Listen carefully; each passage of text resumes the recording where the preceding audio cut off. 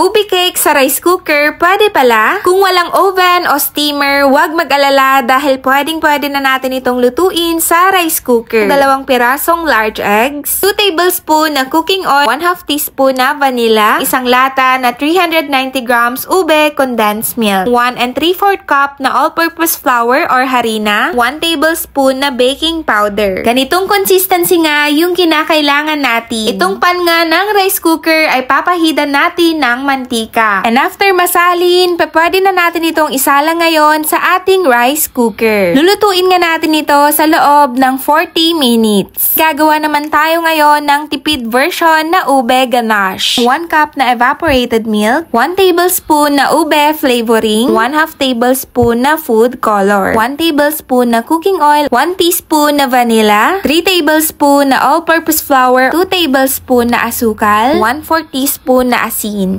Lulutuin at hahaluin natin ito hanggang sa tuluyan na itong lumapot. Medyo nag-cool down na nga itong ating ube cake, kaya naman sa ibabaw nito ay pwede na tayong maglagay ng ube ganache. Dito nga sa ating toppings ay maglalagay lang tayo ng grated cheese.